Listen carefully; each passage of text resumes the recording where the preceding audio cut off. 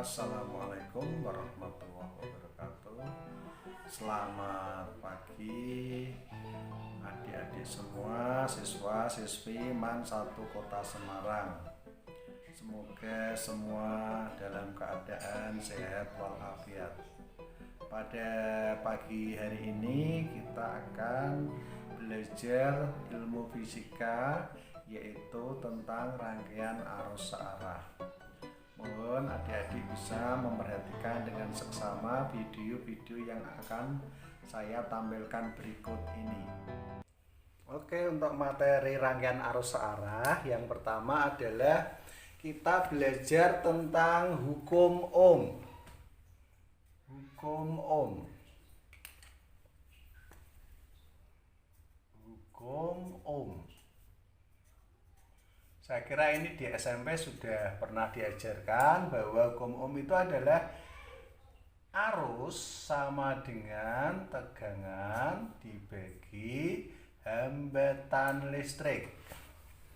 Jadi I arus listrik dalam satuan ampere, V tegangan atau voltase, satuannya volt, R adalah resistor atau hambatan.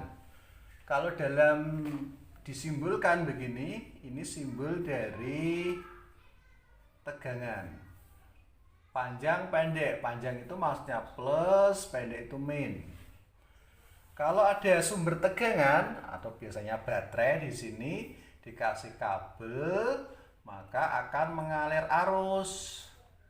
Arus itu nanti diberikan ke apa? Ke hambatan. Ya.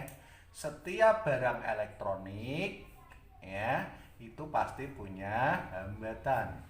Hambatan itu fungsinya untuk mengatur arus. Jadi ini V. I-nya di mana, Pak? Boleh digambar di sini, boleh di sini, ada tanda panahnya, itu I. Punya arah, arus dari plus ke min. Kemudian ini tuh apa? R. Jadi yang pertama adalah adanya tegangan, sumbernya ini, ya. Kalau sumber ini dikasih suatu kabel atau penghantar akan mengalir arus, ya kan? Arus itu dikenakan untuk ke barang-barang elektronik, ya. Setiap barang elektronik pasti punya hambatan, resistor, R. Ya, itu hubungannya. Oke, nanti kita pelajari satu persatu, ya. Yang pertama adalah kita belajar tentang tegangan listrik, ya. Namanya tegangan atau sumber tegangan, ya, yaitu bahan yang menyediakan sumber listrik. Karena ini materinya rangkaian arus searah, berarti sumber tegangannya adalah baterai biasanya atau aki di sini, ya. Sumber tegangan.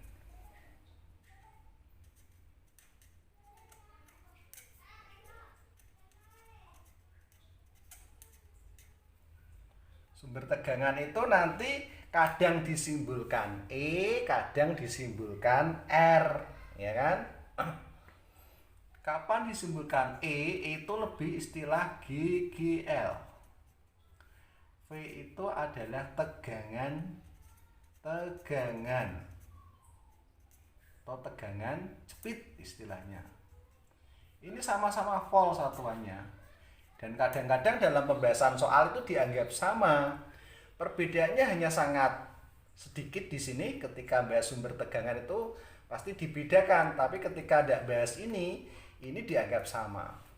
GGL itu apa? Yaitu tegangan suatu baterai yang diukur ketika belum ada arus. Jadi belum diberi kabel kayak begini.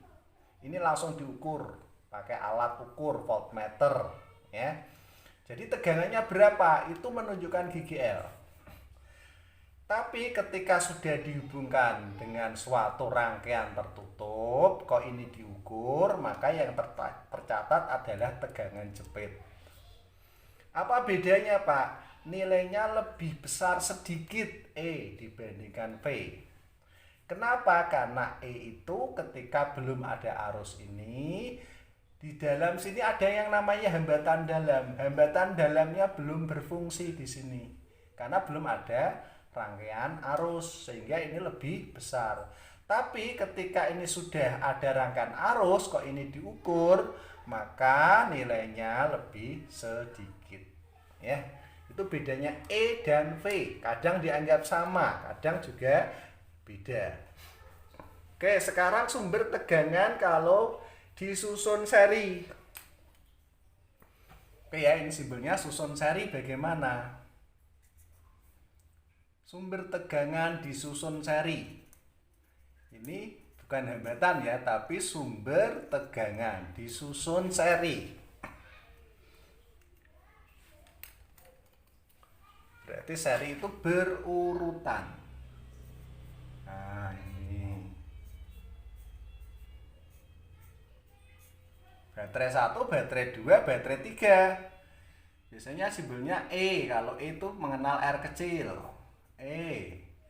Buat koma ya, maksudnya koma itu di dalam, di tegangan, selain ada tegangan ada hambatan dalam. Nah, bagaimana totalnya? Maka E total itu langsung saja ya, N kali E. N itu adalah jumlah baterainya. Kalau baterainya ada 3 ya tinggal 3 kali E. Baterainya ada 4 ya 4 kali E. R totalnya bagaimana? Maka R totalnya di sini adalah sama N kali R kecil. Jadi R kecil itu apa? Hambatan dalam. Hambatan yang sudah dengan sendirinya yang ada di dalam sumber tegangan karena bahan-bahannya itu. Karena setiap bahan, suatu bahan itu pasti mengandung hambatan dalam, ya. Mudah ya, jadi sama N kali I, N kali R. Bagaimana kalau disusun paralel? Disusun paralel. Paralel itu berarti sejajar ya. Oke, ini panjang, pendek, panjang, pendek. Ini kalau di total bagaimana? Ini masing-masing ini punya ER, sama. ER, ER. Totalnya bagaimana? Maka E totalnya adalah sama dengan E itu sendiri. Jadi kalau ada 3, 4, 10, 100, maka E totalnya sama dengan 1 saja. Jadi tidak nambah kalau disusun paralel. R-nya bagaimana? R totalnya dari ketiga ini. R dibagi N. Oke ya? Jadi kalau sumber tegangan dalam kehidupan sehari-hari jarang disusun paralel. Kenapa? Tidak ada manfaatnya sama sekali. Ya. Kalau Anda lihat baterai senter itu bagaimana nyusun baterainya? Ya berurutan kayak begini. Ya, sehingga tegangannya semakin besar. Kalau tegangannya semakin besar, lampunya semakin menyala lebih terang. Oke ya. Itu materi yang pertama, yaitu tentang hukum Ohm dan sumber tegangan. Ingat, ini yang disusun seri adalah sumber tegangan, bukan resistornya. Oke, terima kasih. Assalamualaikum warahmatullahi wabarakatuh.